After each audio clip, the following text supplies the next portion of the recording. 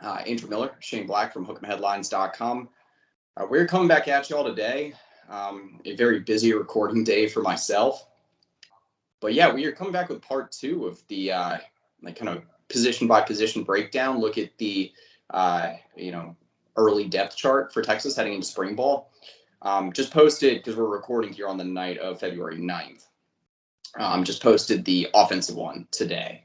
So we're doing a little 2-part series here for you. We had Tarek on the last one. He'll be joining us for another weekly show here as we look forward to spring ball next week. But me and Shane are here to kind of give you all the lowdown on what the defensive side of the ball is looking like heading into spring ball, and an early look at the 2023 season. Shane, what are some of your initial thoughts on the defense? Yeah, I think the defense is trending in the right direction. We saw year 2 under PK. It was really a strength of this team. A little bit up and down in some certain games, but for the most part, I think you could rely on PK and his defense to keep the offense in the game when things weren't always looking right on that side of the ball. But I'm excited. Keeping board is big. A couple big additions in the transfer portal. I think are going to pay major dividends. We'll certainly get into that, but I think Texas fans should be very bullish on this defense going into 2023. It's a defense that I think should be able to dominate the Big 12. You mentioned it was officially announced Texas and Oklahoma will be moving to the SEC in 2024.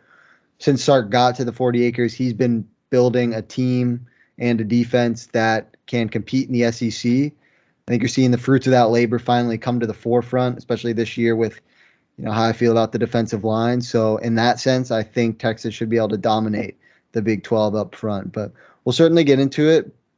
I would say, we gave high praise to the offense in our previous preview video. There's going to be a lot of high praise going around for the defense as well, and rightfully so. We're going to start out here talking about the defensive line, and I think this is going to be the most important position group upon the move to the SEC. We've recruited well along the defensive line. I wouldn't say that we've recruited at like an absolute top-notch level. I still think that there is some improvement that we can find on the recruiting trail in terms of like finding the right guys along the defensive line. That's not to say, though, that I think we've completely struck out on the recruiting trail either. I think we've had some solid gets that, some guys in the last couple of cycles that, made an immediate impact or will and can earn a spot on the 2 deep. I think that serves as a good transition point to kind of start out with the anchor of the defensive line. I think the 2 deep along the middle of the defensive line is going to start with Byron Murphy. Rising junior, has taken most of his snaps at nose tackle, at least in that spot in the last 2 seasons, and he's been really solid. One of the steadiest defensive linemen that we've had in a really good group of defensive linemen in the last 2 years, or at least especially in 2022. And I think his return is going to help solidify a solid starting group of defensive linemen for Texas when they got three down linemen. I think behind him is probably going to be Sadir Mitchell, the incoming true freshman. Sadir Mitchell's just a beast, massive humanity up the middle, 6'5", 6'6", well north of 300 pounds, and he can move for his size. I don't think we necessarily have anyone that's going to supplant Sadir Mitchell on, in that backup spot. I think if he shows out in camp, he'll be in a spot where he can get in that rotation almost right away. So those are the 2 guys I'm looking for, at least at nose. Yeah, so I'm interested. You mentioned Mitchell, who I'm really high on as well. But is this not a spot where you would put Devondre Sweat? I know obviously Keandre Coburn gone. Sweat's definitely going to get some run on the defensive line, a lot of run on the defensive line. Is nose not a spot you're looking for him? He actually played mostly at defensive tackle last season. He's got the size to probably do it. I don't necessarily know if he moves bodies the way you would want someone like a Byron Murphy or like a Keandre Coburn to do. Essentially, I don't know if that's the best, or I don't know if that's the best spot for him if you're playing 3 down linemen, because If you move him over, I think at that point you're going to be asking like maybe Christopher Ross, Vernon Broughton, or Alfred Collins to be your other starter. I would feel best about Sweat lined up next to Murphy. And again, his most proficient spot has actually been playing at defensive tackle in the last couple of seasons. I think he's got the size, but skill set and production wise, I think he's been best fit in a defensive tackle role. It's interesting to think either way, though. Yeah, I think it's interesting to think about because if we're talking specifically a zero technique, might be the best fit on the roster just because of pure size and power. But yeah, if we're moving out a little bit, even 3 technique, I agree that Sweat is a guy you have to talk about. But specifically nose tackle, I think Sadir Mitchell is going to get a lot of run, and rightfully so. Coming out of winter workouts, it seems it's kind of been kicking him in the ass a little bit. I think that's what you'd expect from a guy of his stature coming right out of high school. I think that's a good thing. He's a guy that's going to benefit a lot from coming in as an early enrollee. And so if he came in June, maybe he's not game shape ready come August. But I think these 4 or 5 months are really going to pay off for him. He's going to be one of those guys that quickly starts rising up the ranks, and you hear good murmurs out of the facility about him. So, yeah, I'm excited about Mitchell. Certainly has a great guy to learn behind in Byron Murphy. Yeah, I have mentioned this on the site fairly constantly in the last 6-8 months that I think Sadir Mitchell is one of my favorite additions from the 2023 class. I think it was also really, really big to get him on campus as an early enrollee because, yeah, I think there's some areas of his game that you could use a little bit of work before you're really able to say, like, yeah, you're confident that he's going to be a consistent performer at nose. I think that he's still got a little bit of refinement to do in terms of like his technique, pad level technique, and probably use a little bit of work. Probably the longer term thing with him is working on a wider array of like of moves to shed blocks. I think in run defense, I think he's pretty polished in that regard, but in the pass rush, that's probably where he's a little bit more of a developmental guy. But I mean, his ability to take up space up the middle is going to be unquestioned. His ability to, stuff the run carry and really just wreak havoc in opposing teams' backfields, I think will also be a game changer for this defensive line. But I guess the good news in terms of like developing him as a pass rusher is that, as long as he's able to take up space in the trenches and not get completely pushed around if he's on double teams or even one-on-one, then, you can, if you got some other solid pass rushers that are getting pressure, then he's still able to do his job just by taking up space. Moving over, though, let's go to the 2 defensive tackle spots. We mentioned T'Vondre Sweat. I think he's going to be a shoo-in when Texas has got 3 down linemen to be one of the guys there. I think at the outset of camp, the guy getting the first team reps is probably going to be Alfred Collins at the other defensive tackle spot. My mind, there's a number of guys it could be just because you have a lot of depth here from the 2022 class along the defensive line. But I think another guy to watch is going to be Vernon Broughton. I think he's heading into his 3rd or 4th year in the program, and he made some strides in camp last year, and I believe he got more reps in 2022 than he did the year before. So maybe he's someone to watch there as well. Yeah, both those names, class of 2020 guys that I was really high on, Collins specifically. I think he's just waiting to break out. He's gotten a fair shake, but it has been crowded in that defensive line room. I think this is the year where Collins really takes the bull by the horns and, gets a lot of consistent snaps, consistent starts, and plays really, really well. I mean, he's a physical freak. He's got the tools, strong hands. I believe going into last season, he received a couple looks from, I think it was Athlon, as like a 2nd or 3rd teamer preseason All Big 12. So like the hype has always been there for him. A more consistent role is going to pay off big time. He's a guy, if you remember his commitment, I believe went to the 2nd signing day, and he was a big get for Texas. I think he's just waiting to break out. I think this is the year it's going to happen. We've mentioned it, Andrew, you mentioned it on pods before, but as a freshman, when he had that interception against Colorado everyone was like, oh, he's coming next year. So maybe that wasn't the best for his overall development just because the hype came pretty quickly. I think 3 years in the done him wonders at this point. He has all the talent in the world. So he wouldn't, it would not surprise me if he's one of those guys that just has a monster 2023 and is someone that's looking at potentially entering the NFL draft after this season. Yeah, I mean, if he had even come close to living up to the hype that he had surrounding his recruitment, he could have gone into the NFL draft already. He's got the physical tools that, that could really translate even in the NFL. But there's one thing that stands out about Alfred Collins to me that I like heading into next season. His snap count actually dropped year over year in 2022 compared to 2021. Almost by 100, I think. Yeah. And it was his high, but it was his highest graded season last year, and it's not even close. He still graded out around as like an average defensive tackle, but he was getting more pressure on the quarterback than ever before, just like in terms of like a win rate perspective.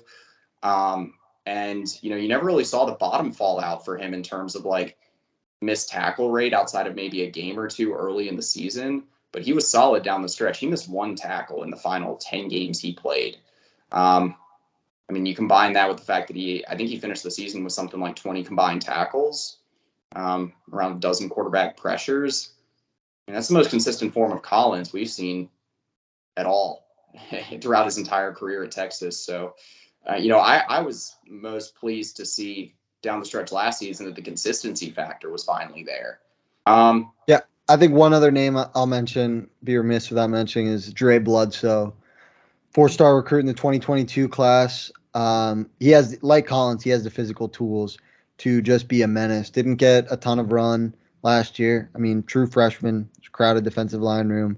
With some of those guys moving on to this level, I think Bledsoe to get a real strong look and a chance to prove himself in spring ball. He's another guy that when fall camp, and I wouldn't be surprised, hear a lot of good things coming out about him, and for him to work his way into rotational piece. When you watch him, his high school tape, especially his junior season, you kind of fall in love with him. He just is kind of has a very strong motor and great size, which is. Yeah, I think Dre Bledsoe is definitely a name to watch when you're looking at guys that could crack the two deep along the defensive line. Another couple of names that I would mention here, if you're just looking for backups at defensive left and defensive right tackle.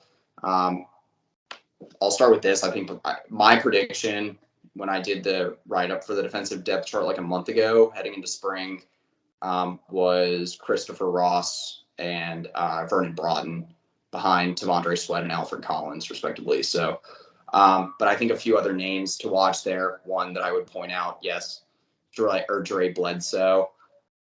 But yeah, I would say the other name that I would mention out of the 2022 class along the defensive line would be Aaron Bryant.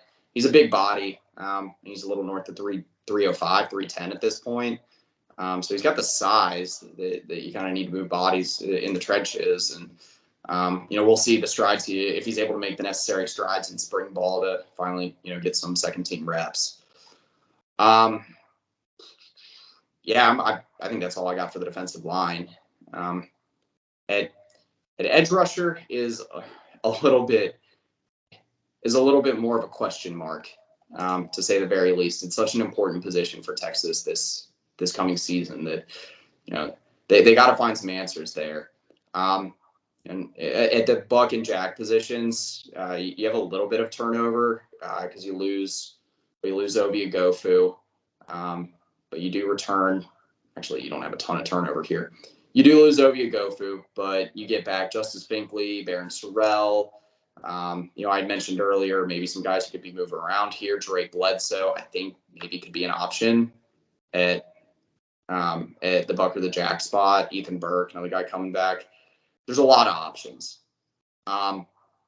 If I'm looking at the starter at the Buck position, I'm probably going Justice Finkley. I think he's got the size there, and he showed enough last season to probably say he's the projected starter heading into camp. At Jack, that's probably Barron Sorrell's spot. He started there for a lot of last season, and he was probably the best and most consistent edge rusher we had. He took he made some big strides last year. Was the most complete edge rusher we had as well, because he was playing really, really well in run defense, setting the edge quite well. And, I think he's bound to take another step forward again in 2023. Who are you thinking for the starters at the edge spots?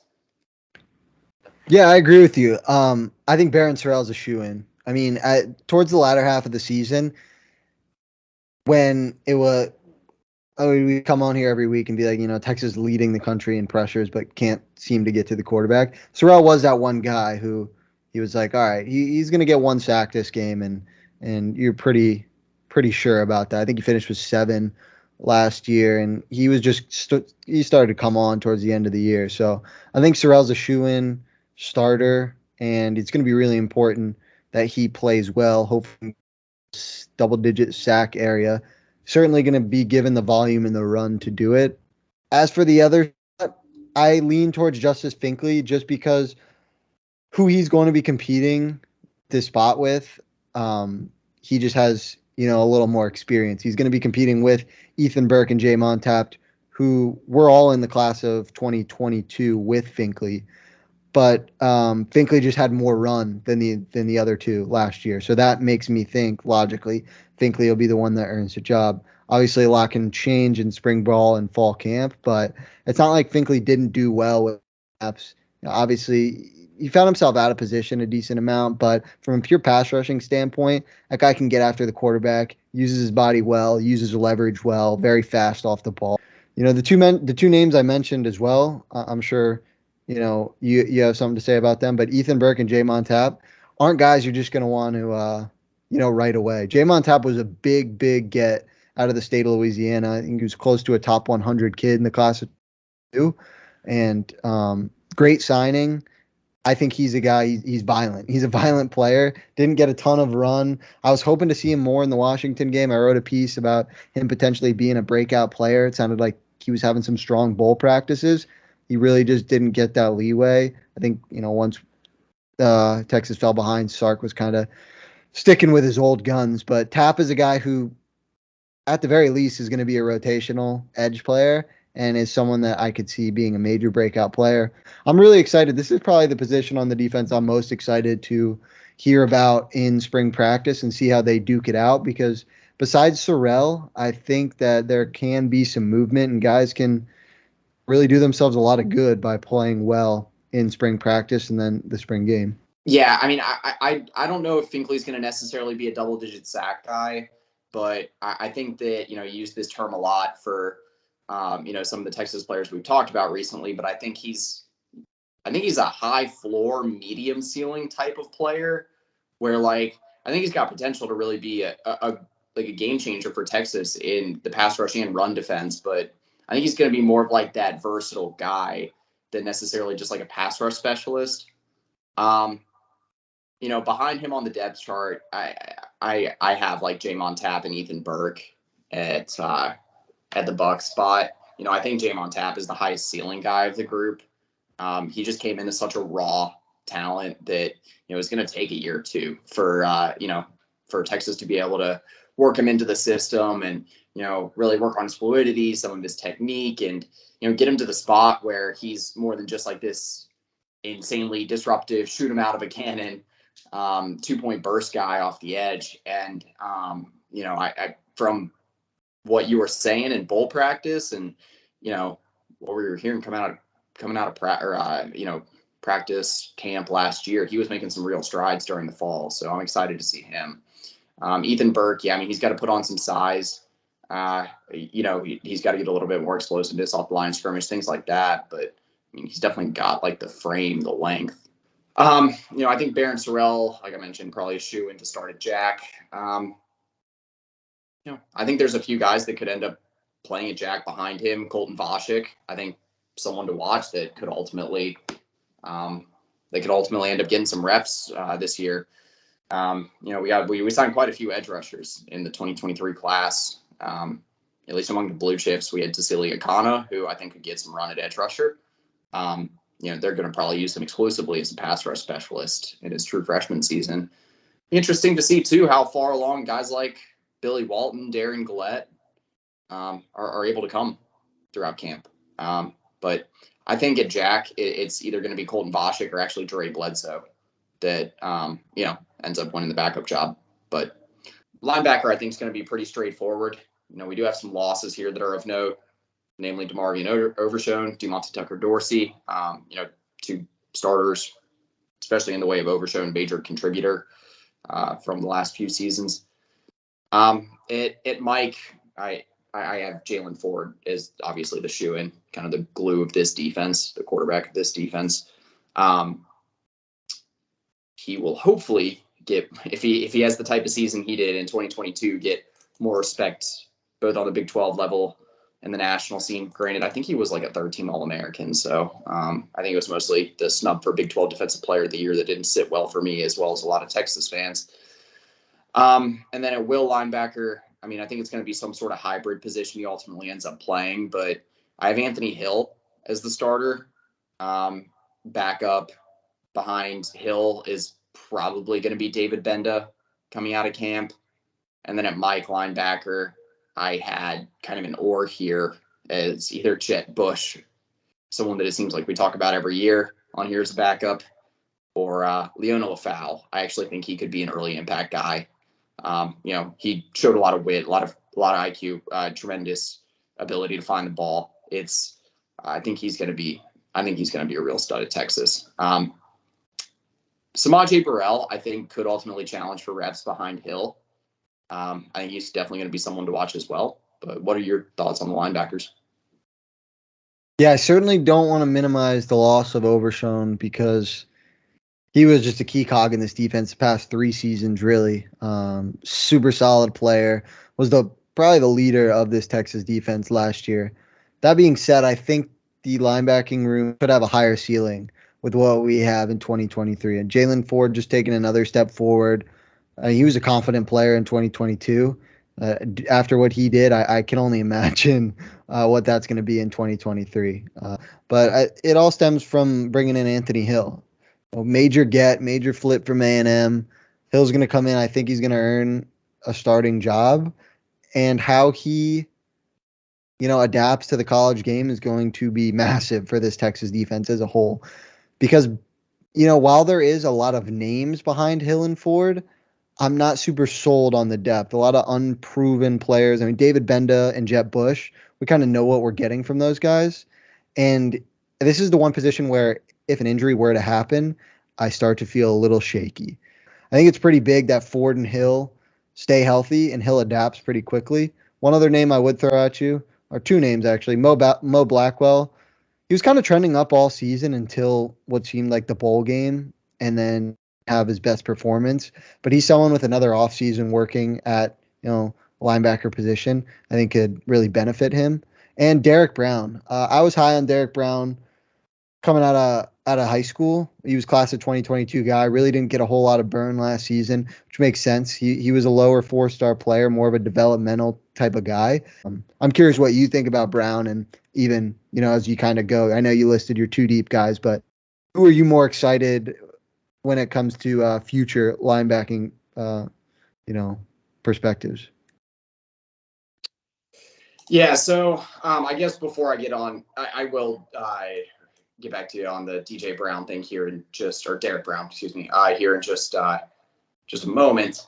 You mentioned Mo Blackwell. The reason I didn't include him was because I actually was going to include like a Sam linebacker part to this in a moment. Because I actually think that Sam linebacker is interesting. I think that will ultimately be like the chess piece position that that Texas can throw into a few different blitz schemes and packages, or like if they want to mix up some of the looks up front, drop some a guy back into pass coverage. Mo Blackwell is an obvious candidate there because of his safety experience and his physical tools. He's got that coverage ability. I think that an interesting fit at Sam linebacker could also be Akana, because I think you could use him as, like I mentioned, a pass rush specialist off that strong side. I think the coverage ability will be a question mark, so that might be kind of a one-dimensional fit. But, in some obvious pass rush situations, especially maybe in garbage time situations, or if he really comes along in camp, I think Akana could be someone to watch to potentially get on the 2 deep, when we're lining up with a 3 linebacker look. Yeah, I think that's all I have on that position. I mean, we can take a look at the secondary now. This is the most fun one to talk about because I think this is the strongest position group on the defensive side of the ball. I'll start at nickel. I think this is the easiest one to cover. Jahdae Barron's returning for his senior season. I think he's the shoo-in as the starter. Jalen Gilbo is returning for a sophomore campaign. I think he's the shoo-in as the backup. Here's the wrench I'm going to throw in here. I covered this the other day. Sounds like Gilbo is still having injury issues. He might be limited. He's limited during winter workouts. He might be limited in in spring camp. We have a little bit of spring flavor to this video. I don't know exactly what you do. You have a lot of options to cross-train at nickel. If you ask me personally, I thought Austin Jordan could be an interesting idea to give some cross-training to at nickel behind Barron in spring. But, you got a ton of options here. You can go, Terrence Brooks. You can slide him over. You could move Michael Taff over. Yeah, those would probably be my top 3 options: Terrence Brooks, Austin Jordan, Michael Taff. What about you? What are you feeling about nickel? Yeah, I think so. As a whole, the secondary is super talented. It'll be interesting to see. I think you can do a lot of mixing and matching. I would say just for all the Michael Taff fans out there, he's definitely grown on me. Like that's a guy that I don't feel as bad having on the field. We saw at Oklahoma State, the second team defense got caught, against some up-tempo Spencer Sanders stuff. Yeah, I think the Gilbo injury history is good because he's a guy that I think would eventually emerge into a starter at some point down the line. And as a true freshman, when he did play, I was very impressed. So, but at this point, it's all about getting as reps as possible. It's not like, if it was someone like Barron who's dealing with an injury right now, he's been in the program 3 years. He maybe doesn't need spring ball as much as a guy like Gilbo, who is, just in his, I believe, second spring. He was an early enrollee last year. Yeah, Barron has it locked down. I think Gilbo is the obvious number 2 if he can stay healthy. Yeah, I heard you mention Terrence Brooks. Personally, I like Terrence Brooks on the outside. I'm assuming if you want to jump into that. Yeah, so I guess to clarify here, the reason why I was mentioning other options to cross-train is if Gilbo is going to be limited or out in spring ball. Okay. Who would be the option there? And it's a fair question too. He's had injury issues now 2 separate calendar years at Texas. Is it necessary to cross-train someone there? Or do you move someone like, you could play Derek Williams at nickel. I don't like that necessarily, but Warren Roberson you just got, is he your third nickel? I think that's probably a logical move. Someone we just snagged as a flip from TCU. I think nickel is his best, near-term projection. Field safety maybe for long-term, but I'd be fine keeping him at nickel his entire time at Texas, at least from what I know about his game. I think Terrence Brooks is going to be the favorite to be the starting field corner heading into spring ball, but I say that I think it's going to be a short leash because you have 2 tremendous options, I think, along with him at field corner to be the starter heading into the fall, because you got Gavin Holmes coming in from Wake Forest, a big portal get, and then you got Malik Muhammad coming in from the 2023 class. I'm hearing about Malik Muhammad. He is looking the part already. He's got a ton of talent. If he makes an impact on the secondary in camp, then I have a hard time seeing him being kept off the field. At a minimum, you got 4 solid corners that you can go with. At field corner specifically, I think you got 3 guys in the competition. I don't really know what the pecking order is going to be. I just think Terrence Brooks is the natural favorite since he was, taking some of the starting reps even from Deshaun Jameson, who is, going to the next level now. At boundary corner, I think that one's a little bit more set in stone because you got Ryan Watts coming back. He was a huge addition to Texas' secondary last year. I think he was the biggest addition. You could argue he was one of the biggest corner additions in the Big 12 last year. So you got him, and then I think you got Austin Jordan behind him.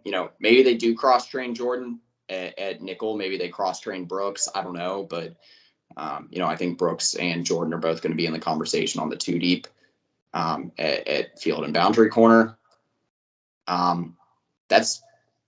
Those 5 names are who I would be watching at corner.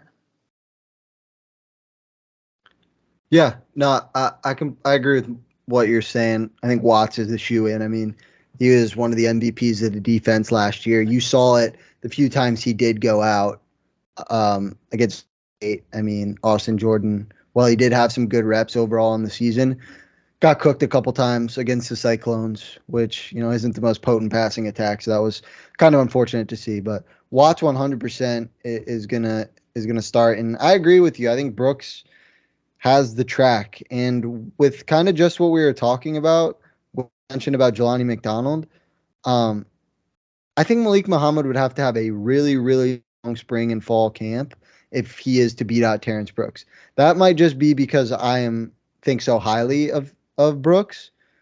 Obviously, Muhammad, very high 4-star, even a 5-star, according to some services.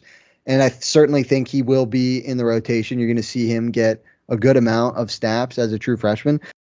Yeah, I mean, I guess otherwise, like, I feel actually better about cornerback, much better about cornerback this offseason than I did last, because I think we have, you mentioned that you don't feel great about, if it's guys starting outside of Watts and Brooks, and I would echo that sentiment on the boundary side, but I actually think I feel good with any of those 3 guys at field, because Gavin Holmes, while he was mostly a rotational corner at Wake Forest, he was good. He was really good defending the deep ball.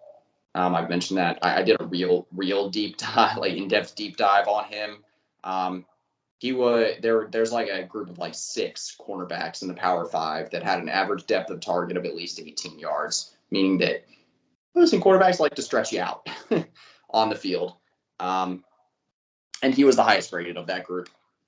And so he very rarely missed a tackle in pass coverage. He was more sound than a lot of people, I think, gave him credit for, probably in the ACC, at least from what I was reading when I was doing that deep dive. So I feel good about Gavin Holmes. Do I think he's going to be an all Big 12 corner right away? No, probably not. But I think he could definitely challenge for the starting job. We do lose, as we're talking about safeties, we lose a significant one in Anthony Cook. He was a very good starting boundary safety in 2022. And in general, just in the last couple, he was really solid. I think some people might forget how solid of a nickel he was. There were some faults he had, but in 2021, he was one of the most consistent players on that defense. That defense kind of struggled in 2021, and he was he was maybe the best defensive back that year, at least from a grading and a consistency perspective, if I'm remembering that right. Safety is loaded, depth and talent, more so than any other position, maybe barring field corner, at least at boundary. At field safety, you have a shoe-in starter, Jaron Thompson. He's the quarterback of the secondary. He was very, very good during his junior season. I think he'll only continue to get better in pass coverage. Leader of the defense, a guy that's going to be able to mentor some of the younger safeties. Behind him is probably Keaton Crawford. And he moved over to safety last offseason, and he's never really found a home at one position. I was really high on him as a cornerback coming out of high school. Ton of speed, ton of talent, but really just hasn't settled into one spot yet.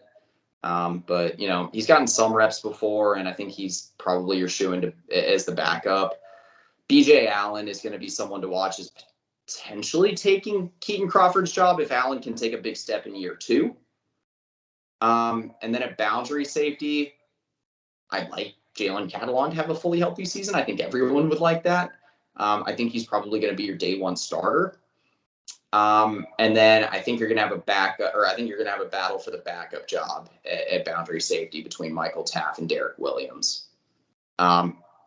Now, I'll pass it over to you to give kind of the finishing touches here to the secondary and specifically safety. But this is where I want to say one of my favorite additions in the 2023 class is Derek Williams. Being able to pluck him out of Louisiana, I don't know how many people are putting enough credence into what that does for Texas, to be able to go into Louisiana and take out an LSU safety target when Brian Kelly had a lot of momentum on the recruiting trail. I've never seen that in my time covering Texas, that they were able to do that with the Louisiana safety. Man, Derek Williams, he's a next level player. I think if he comes in and stands out right away, that he's probably going to be a 3-year guy, and then he goes to the NFL. Man, he's got that type of pop. He's got that type of physical profile. Man, I really like him. Yeah, it is really unfortunate that he's not one of the early enrollees, because out of anyone, he's someone that, I echo your sentiments. I'm very high on him as well. He's someone that could have came in, dominated winter workouts and spring ball, and it's like, okay, Jalen Catalon might be the starter here, but Williams is working his way on the field somehow, some way. Like, he's getting rotational snaps easy. But I think with him coming in June, they might want to ease him in a little bit. I also think there's a chance he comes in and says, screw the easing in. Like, I'm ready to go right now. Yeah. But, yeah. I think you can pretty much injure, if we can avoid some injuries, Jaron Thompson and Jalen Catalon are going to be your two starters back there. Williams is probably the guy, as you said, I'm most high on besides those two. But as for backups, I'm high on BJ Allen. He was a high 4-star guy out of Aledo. You get a lot of good defensive players out of Aledo, so I'm pretty sure he was coached well in high school. After being in the system for a year, he's someone that I really think can be a strong downhill safety, contact, can cover wide receivers, running backs, tight ends. He's someone that I'm really high on, and I'm pretty sure he has near 4.4, 4.5 speed. So I think he's a burner as well. So BJ Allen is someone I think you can look out for. Not projecting forward too far, but you could have a starting safety room of BJ Allen and Derek Williams in 2024. So if that projection goes, correctly, I think they're going to have a lot to say in 2023 as rotational pieces. But all in all, I'm excited about this safety room. Yeah, safety is a spot that mentioned. There's a lot of good things going on.